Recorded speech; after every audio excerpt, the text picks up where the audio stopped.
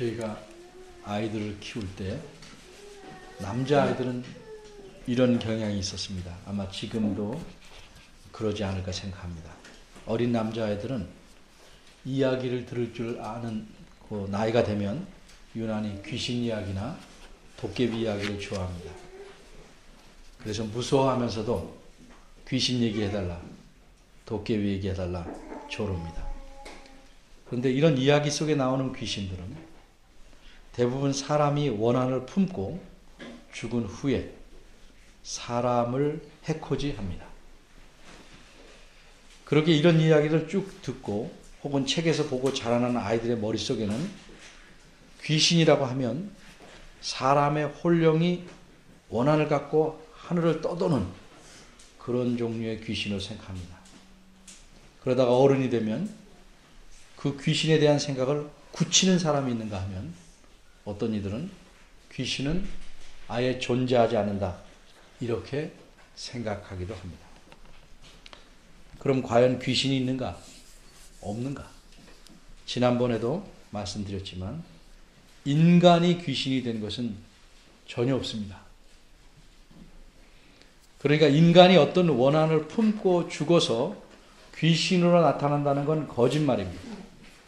사전에도 그렇게 써 있는데 말씀드렸지만 틀린 겁니다. 그럼 진짜 그런 귀신을 봤다고 하는 사람들도 있고 그런 영화도 만들어지고 있는데 그 모든 것이 다 거짓인가? 라고 의문이 생길 것입니다. 오늘 설교에도 귀신이 등장하니까 먼저 귀신에 대해서 성경적으로 정리하고 넘어가겠습니다. 아까 말씀드린 바대로 인간이 변한 그런 귀신이 없다면 어째서 그것들이 정말 있는 것처럼 나타나기도 하고 인간에게 영향을 미칠까? 한마디로 그것은 진짜 귀신들이 사람들이 잘못된 믿음과 생각을 이용해 먹는 겁니다. 예를 들면 우리가 놀이를 할 때 사람이 호랑이 탈을 쓰고 어흥 하는 것 같습니다. 그러면 어린이들은 호랑이인 줄 알고 깜짝 놀랍니다.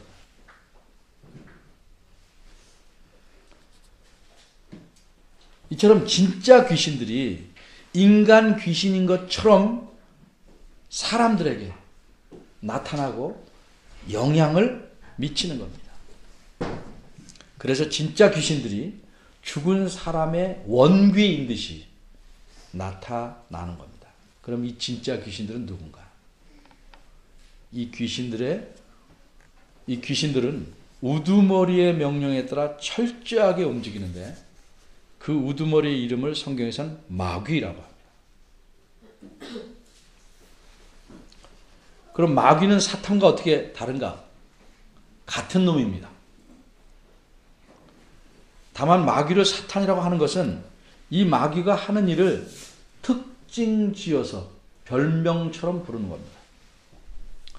사탄이란 말은 대항자, 대적자 라는 뜻입니다. 그럼 마귀가 누구한테 대적하고 대항합니까?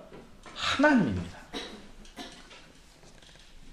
하나님의 선한 뜻과 계획, 하나님께서 행하시는 모든 일을 어떻게든지 흠집내고 망가뜨리려고 하나님께 대항합니다. 그래서 마귀를 사탄이라는 별명으로 부르는 겁니다. 따라서 진짜 귀신들은 모두 마귀, 즉 사탄의 부하들입니다. 이들은 옛날에도 있었고 지금도 있고 앞으로도 계속 있을 것입니다. 그런데 이 귀신들은 우리에게 늘 무섭게 다가오는 게 아닙니다. 무섭게 다가오는 놈은 수가 낮은 놈입니다. 우리가 알 수 없게 다가오고 매우 달콤하게 다가오고 우리가 모든 것을 자유롭게 느끼는 것처럼 다가옵니다. 마치 공기 중에 산소를 들이마시는 것 같이 거침이 없습니다. 어쨌든 이들은 인간의 생활에 결정적으로 당장은 이익이 되는 것 같지만 악한 영향을 미칩니다. 이런 귀신이 있다는 사실을 예수님 시대에는 아무도 부인하지 않았습니다. 지금도 성경을 제대로 믿는 사람은 이런 귀신이 실제로 있다는 것을 부인하지 않습니다. 이제 본문을 생각해 보겠습니다. 누가복음을 보면 예수님께서 이 세상에 오셔서 공적으로 일하시기 전에 하신 일이 무엇인지 기억나십니까? 사탄에게 유혹을 받으신 일입니다. 그러면 공적인 일을 시작하신 후에는 제일 먼저 하신 중요한 일이 무엇인 줄 아십니까? 귀신을 내쫓는 일이었습니다. 예수님께서 가버나움이란 마을에 있는 회당에서 가르치면서 내가 주의 은혜, 즉 하나님의 은혜의 해를, 이게 1년이라는 그 해를 선포하러 왔다. 이렇게 말씀하시고 나가셔서 만난 사람이 누군가? 더러운 귀신 들린 자였습니다.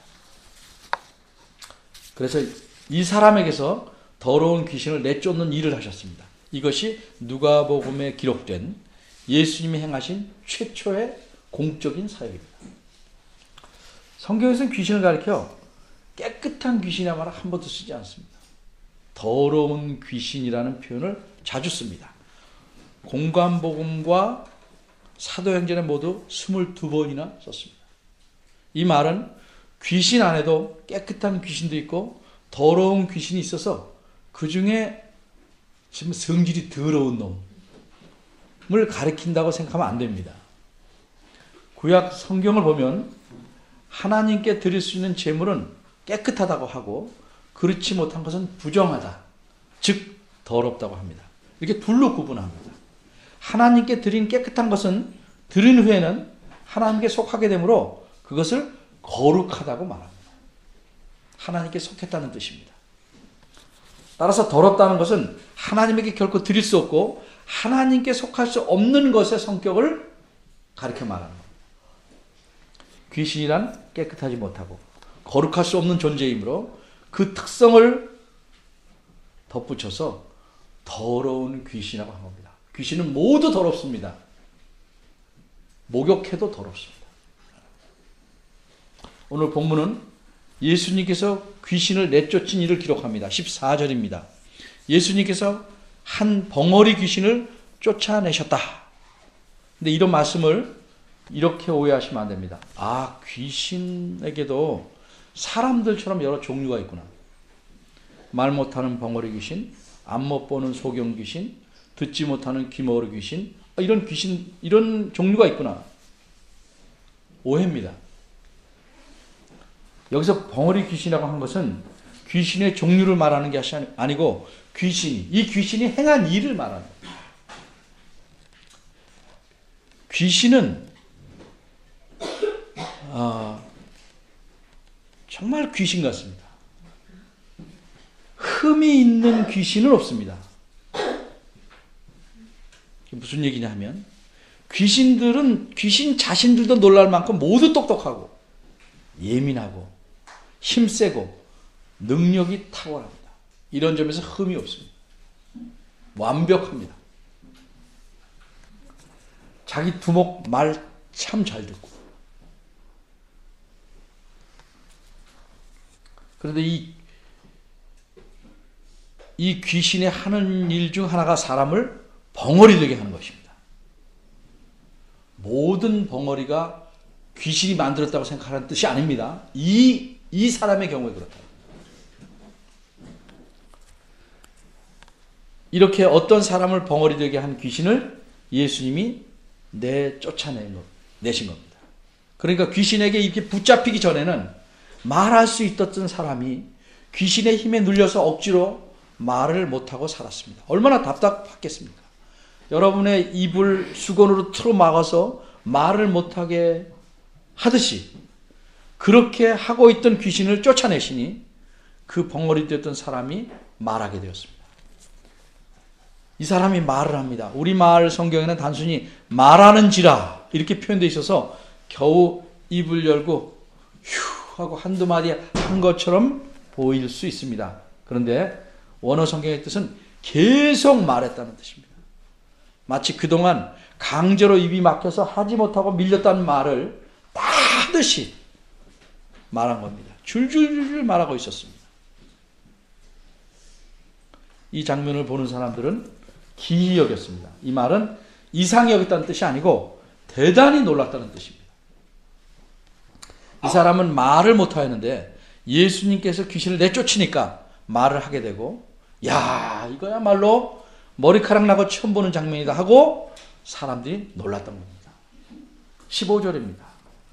그런데 이렇게 똑같이 놀라운 장면을 본 사람의 생각도 다 똑같을까요? 아주 잘합니다. 조용히 예배한다고 설교를 다 귀담아 들을까요?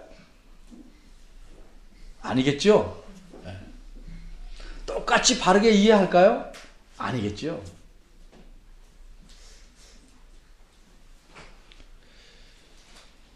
똑같은 장면을 본 사람들의 생각이 나뉘었습니다.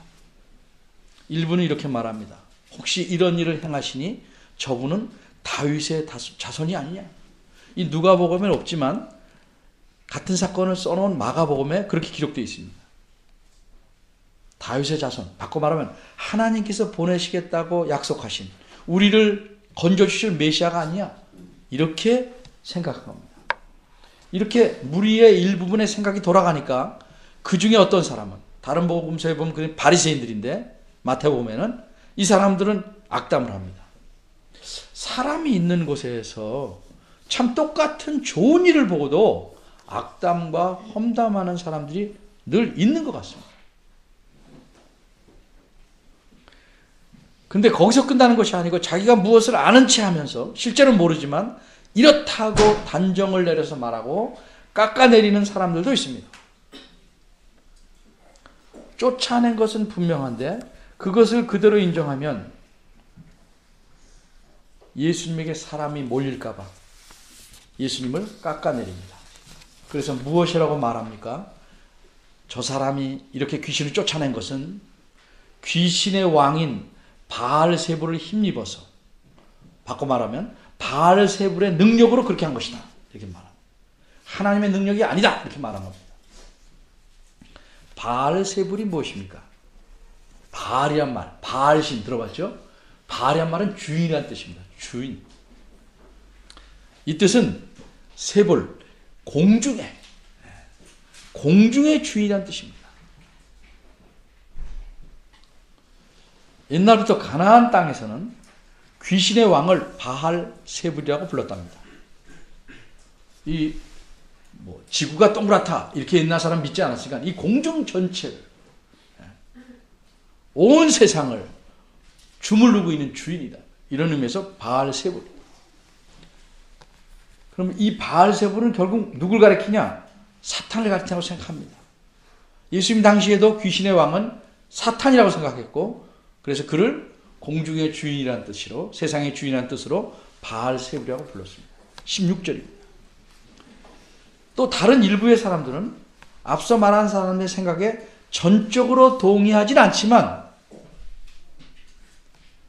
예수님에 대해서 여전히 의심을 갖고 있었습니다. 어떤 의심입니까? 이분이 과연 하나님께서 보내신 분인가 하는 의심입니다.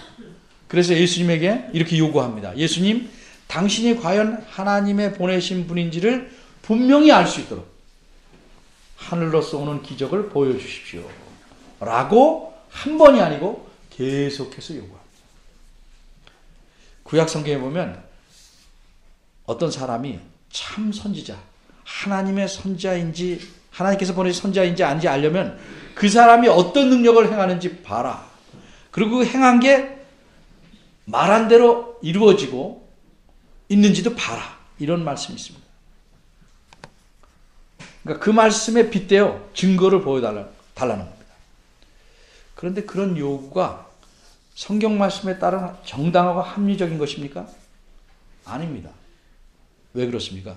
구약 성경의 말은 말만 번지르게고 행동은 없는 자에게, 앞으로 뭐 있다고 말하는데 돼봐야 알잖아요. 그런 말 하는 자에게 과연 그러한지 보고 판단하라, 그래서 요구하라 하는 의미입니다. 그런데 예수님의 경우는 어떻습니까? 지금 방금 사람들이 자기 눈으로 귀신을 쫓아내서 벙어리가 말하게 된 걸 봤습니다. 그런데도 하늘로서 오는 기적을 보여달라고 요구합니다. 이 기적보다 더 분명한 증거가 어디 있습니까? 사람들이 늘 그러하듯이 억지 요구를 하는 것은 왜 합니까? 사실상 믿지 않기 때문입니다. 믿고 싶지 않기 때문입니다. 그래서 16절을 보면 이들이 이런 요구를 한 것은 진정으로 믿고 싶어서가 아니고 16절에 아예 예수님을 시험한 것이다. 이렇게 표현하고 있습니다. 이런 이야기들이 무리 가운데서 웅성웅성 돌아갑니다. 그럼 예수님은 이런 사람들의 반응에 대해서 어떻게 하셨을까? 17절입니다. 저희 생각을 아시고 이렇게 표현되어 있습니다. 예수님은 그들이 이야기하는 그 사람들의 마음을, 이야기는 조금만 할 수 있어요. 근데 그 이야기를 나오게 한 마음의 생각을 분명히 하셨습니다. 그들의 마음속에 있는 악한 생각이 무엇인지를 그래서 드러내시기 시작합니다. 두 가지 사실을 말씀합니다. 첫째는 어떤 나라가 스스로 나뉘어서 싸운다면 어떻게 되는가? 황폐해지고 결국은 망하게 된다 하는 사실을 말씀합니다. 동서고금을 막론하고 우리도 잘 아는 바지만 아프리카나 남아메리카에서 내전을 겪는 나라들이 얼마나 황폐해졌는지 잘 압니다. 나라뿐만 아니라 집안도 마찬가지입니다. 교회도 마찬가지입니다. 어떤 사회도 마찬가지입니다. 서로 물고 뜯으면 망하게 되는 것입니다. 이런 일반적인 공통적인 진리를 말씀하신 이유는 무엇인가? 한마디로 너희가 말한 논리가 틀렸다는 겁니다. 18절입니다. 너희 말이 내가 바알세불을 힘입어서 귀신들을 쫓아낸다고 하는데 그렇다면 그 사탄의 나라가 유지되겠느냐? 이런 뜻입니다. 사탄이 그렇게 멍청해서 자기 부하들을 몰아내겠느냐? 아니다. 그러므로 너희들이 말은 틀렸다는 겁니다. 둘째는 이런 사실을 지적합니다. 너희는 이중잣대를 사용하고 있다는 사실입니다. 우리가 종종 쓰는 말에 내가 하면 차선변경, 남이 하면 새치기 이런 말이 있습니다. 유대인들 안에도 하나님께서 능력을 주셔서 귀신을 내어 쫓는 이들이 있었습니다. 19절입니다. 너희 아들들 이란 말이 나오는데 비유적인 표현입니다. 너희의 제자들이라는 뜻입니다. 지금 예수님을 험담하는 바리새인들의 제자들을 가리킵니다. 근데 바리새인들은 자기 제자들이 귀신을 내쫓는 일에 대해서는 하나님께서 능력을 주셔서 이렇게 내쫓는다 이렇게 말합니다. 근데 예수님께서 똑같은 일을 하셨는데 이것에 대해서는 뭐라고 말합니까? 하나님 능력이 아니라고 귀신의 왕의 힘을 빌려서 한 일이라고 지금 말하고 있습니다. 그러니까 앞뒤가 맞지 않는 주장입니다. 논리에 맞으려면 너희 제자들이 그렇게 하는 것도 귀신의 왕을 힘입어서 그렇게 한 것이라고 말해야 된다는 겁니다. 그러기에 예수님은 19절 하반절에서 뭐라고 말씀합니까? 그러므로 저희가 너희 재판관이 되려. 무슨 뜻이에요? 저희 누구예요? 너희 제자들이 내가 한 일에 대해서 이렇게 너희가 엉뚱하게 주장하는 걸 보고 당신들의 말이 틀렸습니다 라고 판단할 것이다 하는 뜻입니다. 저건 아닌데 틀렸는데 이렇게 판단할 것이라는 뜻입니다. 이쯤에서 여러분이 처음부터 어쩌면 갖고 계셨을 오늘 설교 제목의 뜻을 말씀드려야 될 것 같아요. 이귀치기. 발음하기도 쉽지 않은데 무슨 뜻인가?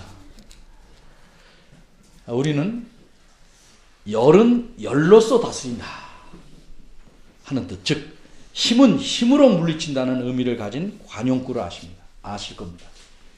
이열치열입니다. 많이 들어보셨죠? 이 사자성어를 응용해서 이귀치기, 즉 귀신으로서 귀신을 물리친다 하는 유대인의 잘못된 주장을 좀 어설프지만 표현해 본 겁니다. 이렇게 예수님은 유대인들의 생각이 틀렸고 또 악하다는 사실을 말씀하시고 자기가 귀신을 내쫓은 일에 대해서 설명을 계속하십니다. 20절부터 세 가지를 말씀하십니다. 첫째는 어떻게 귀신을 쫓아내셨는가? 둘째로 이 귀신을 쫓아낸 사건은 어떤 의미를 갖는가? 셋째로 이 귀신을 쫓은 일을 행하신 예수님은 어떤 분이신가? 이 세 가지를 말합니다. 20절 상반절입니다. 예수님은 어떻게 귀신을 쫓아내셨는가? 내가 만일 하나님의 손을 힘입어, 이렇게 말씀합니다. 예수님께서 하나님의 손을 힘입어 귀신을 쫓아내셨다고 말하는 겁니다. 그런데 여기서 손이라는 말에 어떤 숫자나 어떤 표시가 여러분에 있을 겁니다. 성경책을 보시면 그래서 성경책 아래나 옆에 손가락이라고 이렇게 써 있을 겁니다. 원문에서 그렇다는 뜻입니다. 그런데 어째서 여기서는 손이라고 그냥 썼는가? 번역하는데 잘못이 아니고 우리나라 사람들의 이해를 고려해서 의미는 같으니까 그냥 손이라고 표현한 것입니다. 성경에는 하나님의 팔, 하나님의 손 이런 표현도 나옵니다. 그런데 하나님의 팔이든 손이든 모두 하나님의 능력을 뜻하는 비유적인 표현입니다. 우리말에 눈에 불 킨다 이렇게 말하는 것 같은 비유적인 표현입니다. 근데 여기 20절에는 우리말에 그냥 하나님 손으로 되어 있지만 하나님의 손가락이 나왔습니다. 이 표현은 원래 모세가 애굽 왕 앞에서 10개의 재앙을 내릴 때, 근데 세 번째 때에 조그만 해충을 만듭니다. 근데 애굽 술객들이 그것을 따라서 해보려고 합니다. 근데 전혀 만들 수가 없었습니다. 그래서 이것은 하나님의 능력이다. 이걸 인정하면서 그 표현으로 하나님의 손가락이다. 이렇게 말했던 겁니다. 그러니까 하나님의 팔, 손가락이라고 할 때 그건 다 하나님의 능력을 말하는데 이렇게 다르게 쓸 때는 약간의 차이가 있습니다. 우리도 말할 때 그러잖아요. 요 조그만 게, 요 쥐방울만한 게, 뭐 여러 가지, 요 돼지 꼬리만한 게 이렇게 안 쓰나요? 하여튼 뭐 다양하게 이렇게 말해서 그 어감이 있잖아요. 팔로 하면 팔이 제일 힘이 크고 손, 그 다음에 손가락은 이 중에 하나니까 손가락을 쓸 때는 좀 세밀한 거거나 섬세하거나 능력으로 말하면 작은 능력을 사용했을 때 의미합니다. 출애굽기 15장에 보면 바닷물을 일으켜서 애굽 군사들을 이렇게 덮어버리잖아요. 그때 하나님의 힘을 쓴 걸 뭐라고 말해요? 주의 콧김으로 이렇게 말합니다. 이걸로 넘겼다는 거죠. 얼마나 하나님의 힘이 세면 콧김으로 바닷물을 둘러 엎으셨다 이렇게 말합니다. 손가락이라고 할 때는 작은 능력 그걸 사용하셨을 때 썼다고 보는 게 좋을 겁니다. 예수님께서 귀신을 쫓아낸 것은 무슨 있는 힘을 다해서 겨우 힘들게 막 안 나가 이래서 겨우 밀어낸 게 아니고 그저 이렇게 살짝 튕기듯이 가볍게 귀신을 쫓아내셨다는 의미로 씁니다. 둘째로 20절 하반절입니다. 그럼 귀신을 쫓아낸 사건은 어떤 의미가 있는가? 예를 먼저 들겠습니다. 친구를 기다리고 있는데 이 친구가 장난을 좋아해서 뒤에서 나타납니다. 그래서 등을 탁탁 나왔네 뭘 봐 이렇게 말할 수 있죠. 근데 이렇게 나타나는 친구도 있어요. 딱 나타나서 등을 툭 치는 손가락으로 이렇게 건드리는 친구 있어요. 나왔어? 이렇게 말하는 친구도 있겠죠. 하나님의 손가락이 나타났다 한다는 건 뭐예요? 하나님 나라가 왔다는 표시입니다. 그렇게 하는 친구가 나타나서 어느 날 톡톡하면 뭐예요? 아, 친구가 왔다 이렇게 알 수 있는 것처럼 하나님의 손가락이 나타났다는 것은 하나님의 나라가 왔다는 표시라는 뜻입니다. 그런데 이 하나님의 손가락, 하나님의 능력이 누굴 통해 나타났는가? 예수 그리스도십니다. 예수님께서 공적인 일을 시작하시면서 처음 하신 말씀이 회개하라. 천국이 즉 하나님 나라가 가까이 왔다 이렇게 말씀했습니다.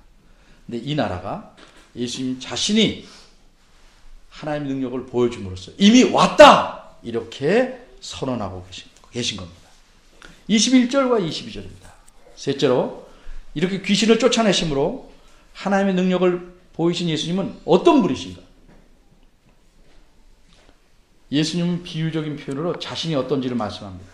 학자들은 거의 이구동성으로 21절에서 말한 강한 자는 사탄을 가리킨다 이렇게 말합니다. 그러니까 21절, 22절의 말씀은 이렇습니다. 사탄이 완전 무장하고 자기 집을 잘 지켜서 이제까지는 누가 침입할 수 없었습니다.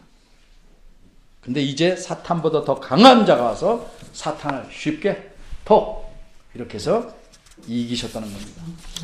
따라서 사탄은 무장 해제가 되고, 그러니까 뭐예요? 자신이 강제로 차지하고 있던 포로들을 내놓을 수밖에 없게 된 것입니다. 예수님께서 오셔서 사탄을 무장 해제시켰기 때문에 귀신은 내쫓기고 나갈 수밖에 없다. 이런 말씀입니다. 방금 본 광경처럼 벙어리가 말을 할 수 있게 된 것입니다. 그래서 이렇게 하나님 나라가 임한 것입니다. 그러므로 이렇게 분명한 하나님의 능력을 보고도 하나님께서 하신 일을, 예수님께서 하신 일을 이기치기다 이렇게 억지 주장을 피거나 또 다른 표적을 구하는 자들은 예수님과 함께 하지 않는 자므로 예수님을 반대하는 자입니다.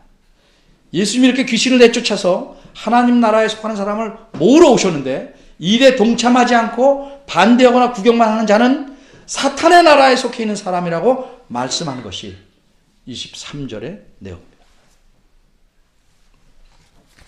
이제까지 우리가 본문의 내용을 살펴봤습니다. 예수님은 어떤 분이십니까? 하나님 나라를 이 땅에 임하게 하신 분입니다. 예수님은 하나님 나라의 왕이시기 때문에 이분이 이 땅에 오셨다는 것은 곧 하나님 나라가 임한 겁니다. 그럼 예수님은 하나님 나라를 어떻게 넓혀 가시는가? 오늘 본문에 드러난 바대로 귀신의 왕의 힘을 꺾어서 그에게 포로되었던 자들을 건져내신 겁니다. 이 사실을 가리켜 사도 바울은 골로새서 1장 13절에서 그가 즉 하나님께서 우리를 흑암의 권세에서 건져내어 그의 사랑의 아들의 나라로 옮기셨다 이렇게 말씀하는 것입니다. 예수님을 믿는다는 것은 우리를 지배하고 있는 사탄을 내어 쫓고 우리로 하여금 하나님의 다스림을 받는 하나님 백성 되게 하는 겁니다. 전에까지는 직접 간접으로 우리가 알게 모르게 사탄의 지배를 받아왔습니다. 근데 예수를 믿으면 하나님의 다스림을 받는 것입니다. 아주 중요한 차이입니다. 근데 제가 이렇게 설명해도 가슴에 별로 와닿지 않을 겁니다. 왜 그런가? 사람이 가진 죄로 오염된 특성 때문에 그렇습니다. 장미꽃 하나도 못 주면 고마워 뭐 이렇게 하지만 나하고 직결되지 않으면 기쁨이나 감동이 별로 없어요. 네팔에서 수천 명이 죽어도 안 됐다 외에는 별 있어요? 다만 돈 얼마라도 냅니까?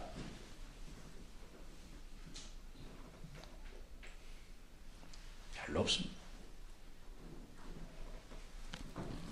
이처럼 사람의 느낌이나 인식은 정말 지나치리만큼 자기 중심적이고 자기 코앞에 벌어진 일들 외에는 관심이 없습니다. 그럴지라도 우리 개인을 바꾸고 세상의 역사를 바꾼 놀라운 사건에 대해서는 알아야 됩니다. 우리 삶에 지대한 영향을 미치기 때문입니다. 여러분이 몰라도 그런 영향을 미치기 때문입니다. 우리가 참 둔하게 생각하는 게 공기, 환경, 매연가스 줄이는 일, 이런 일입니다. 당장 숨을 쉬고 있으니까 신경 안 씁니다. 근데 공기가 완전히 오염돼서 수용 이걸 못 쉰다면 그때부터 난립니다.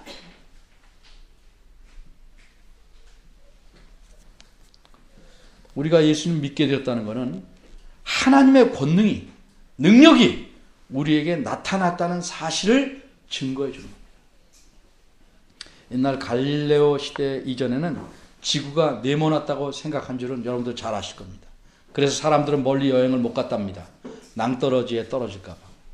지금 그런 사람 없죠. 지금은 다 동그랗다고 믿습니다. 근데 동그란 거 봤나요? 뭐 사진 찍은 거 봤지만 내가 만져보거나 돌아다녀 본 건 아닙니다. 느낌도 없습니다. 근데 느낌이 없다 할지라도 진실을 안다는 것은 삶을 바꿀 수 있는 겁니다. 그래서 우리는 두려워하지 않고 멀리 여행도 갑니다. 지구가 도는 줄 알지만 지구가 돌기 때문에 어지럽다거나 도는 소리를 들어본 적 없습니다. 그래도 우리는 지구가 돈다는 사실을 믿습니다. 내게 감동이 있는 것만 알려고 하고 취하려고 해서는 안 됩니다. 감동이 없더라도 반드시 알아야 할 사실은 알아야 합니다. 자, 어린아이가 차에 치여 죽을 뻔한 순간에 어떤 어른이 건져냈습니다. 대단한 일입니다. 근데 어린아이가 그 의미를 알겠어요? 모르죠. 근데 부모가 가르쳐줘야죠. 저분이 내 생명을 구해요. 그래야 후에 그 사람을 만나면 감사할 줄 알게 되는 겁니다. 성경에는요, 와, 좋다, 와닿는다, 이렇게 느낄 수 있는 부분도 있지만 전혀 마음에 와닿지 않는, 그러나 반드시 알아야 하는 중요한 사실들로 많이 있습니다. 이것을 바로 알아야 하나님에 대해서 감사하고 올바로 섬기고 우리의 삶이 달라지는 겁니다. 예수님은 그때뿐만 아니라 지금도 성령님의 능력을 통해서 귀신을 쫓아내는 능력을 행하십니다. 그러기에 예수님을 믿는 사람들이 늘어나게 됩니다. 하지만 한편으로는 예수님을 헛되게 믿게 하려는 사탄의 역사도 함께 일어납니다. 사탄은 어떻게 하면 잘못 믿게 할까? 믿는다고 해도 발만 살짝 담그게 하고 무늬만 갖게 만들까? 가짜로 믿게 하도록 부지런히 힘을 씁니다. 이러한 사탄의 교묘한 일을 참 우리가 이해하기 쉽게 잘 표현한 책 중에 하나가 C.S. 루이스가 쓴 스크루테이프의 편지라는 책입니다. 읽어보십시오. 사탄이 어떻게 역사하는지를 문학적인 내용을 통해서 아주 생생하게 표현하고 있습니다. 예수님을 믿는다는 건 그저 단순히 내가 죽으면 천국 간다 하는 정도의 의미를 갖는 것이 아닙니다. 이미 내가 하나님 나라 안에 들어와 있고 내가 하나님 나라의 국민이라는 의미입니다. 이게 뭐 중요한가? 중요합니다. 우리가 하나님께서 다스리는 하나님 나라의 국민이라면 이 나라에 대해 관심과 자긍심이 있어야 됩니다. 그거 잘 모르니까 없습니다. 이 하나님 나라는 자기 국민을 내팽겨치거나 이용해 먹는 나라가 아닙니다. 철저하게 책임지고 보호해주는 나라입니다. 그런데 하나님 나라의 국민이면서 왜 긍지와 기쁨이 없는가? 혹 자신이 하는 일이 잘 되면 그때나 하나님 은혜에 감사합니다. 하나님은 날 사랑한다. 이렇게 말하는 정도입니다. 왜 그럴까? 중요한 이유는 우리가 이전에 사탄의 나라에 속해 있을 때 내 마음대로 하던 행습, 사탄은 그렇게 하라고 부추깁니다. 내 마음대로 하는 것이 다 하나님의 뜻에 어긋나기 때문에 이전에는 또 하나님의 뜻을 우선적으로 고려하지 않고 일단 내 마음대로 해보는 습관, 오직 자기 이익만을 추구하기 위해서 열심히 기도하는 습성, 이런 것들을 그대로 지니고 살아가기 때문입니다. 사탄은 희죽희죽 웃습니다. 네가 그 나라에 가면 뭐하냐? 여기서 살던 습관 그대로 열심히 살고 있구나. 좋은 집을 주었는데 그 집 안으로는 들어가지 않고 문패만 자기 이름 달아놨어요. 그리고 매일 문 앞에서 지내고 살아갑니다.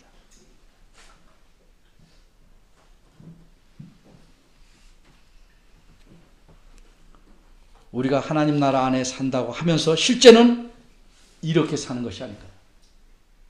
그 나라의 국민이 아닌 것처럼 살고 있지 않은가? 그래서 하나님 나라의 국민으로서 누릴 모든 혜택과 복을 못 누리고 사는 겁니다.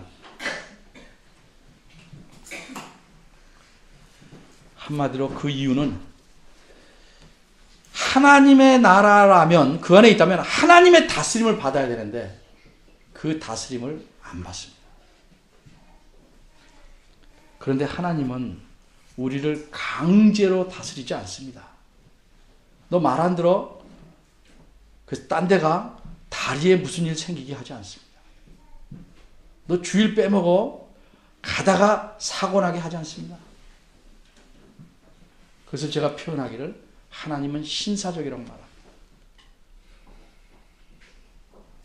그러니까 배 밖으로 간이 나오는 겁니다. 아무 일이 안 일어나는구만. 지 마음대로 하는 겁니다. 하나님께서는 자신의 법인 성경 말씀을 따라서 우리가 자발적으로 살아 그 나라의 복과 혜택을 누리게 하실 겁니다. 이게 하나님께서 우리를 다스리는 가장 근본적이고 중요한 방식입니다. 근데 사탄이 이렇게 놔둘까요? 사탄은 교묘하게 우리에게 합리적이고 자연스러운 듯한 생각을 집어넣어서 하나님의 다스림을 받지 못하게 합니다. 전에도 소개했지만 유명한 신학자이신 패커 목사님은 그 사탄의 하는 일을 이렇게 설명합니다. 첫째, 사탄은 성경을 못 읽게 한다. 정말 열심히들 안 읽습니다. 여러 가지 핑계로 안 읽습니다. 두 번째, 그래도 어떤 사람이 읽는다. 읽어도 깨닫지 못하게 한다. 건성으로 읽게 하는 것이죠. 그래도 또 깨닫는 사람이 좀 있어요. 세 번째, 조금 아는 것으로 다 아는 것처럼 착각하게 만든다. 그래서 하나님의 다스림을 올바르게 받지 못하게 하는 것입니다. 내 하나님 말씀에 순종함으로 하나님의 다스림을 올바로 받으면 정말 우리 삶에서 하나님의 능력을 맛보고 살아갑니다. 과연 나는 하나님 나라에 있는가? 그렇다면 어때? 그 나라 밖에 있는 사람처럼 살아가고 있는가? 깊이 생각하시기를 바랍니다. 기도하겠습니다. 하나님, 예수 그리스도께서 저희를 위해 죽으심으로 그 생명의 값으로 저희들이 예수님을 믿고 하나님 나라의 백성, 하나님의 자녀가 되었습니다. 이것이 하나님의 은혜입니다. 그런데 참으로 안타깝고 불행하게도 저희들은 이 혜택을 충분히 누리지 못합니다. 그 이유가 무엇인지 저희가 잘 압니다. 저희 마음속에 심어주신 새 마음을 더욱 깨끗이 하여서 저희가 참으로 하나님을 의지하고 하나님 말씀대로 기쁘게 순종하며 살아가는, 그래서 하나님과 친밀한 관계를 유지하고 하나님이 약속하신 복을 누릴 수 있는 하나님의 백성이 되도록 이끌어 주옵소서. 예수님의 이름으로 기도하였습니다. 아멘. 다 같이 일어나서 성령 부시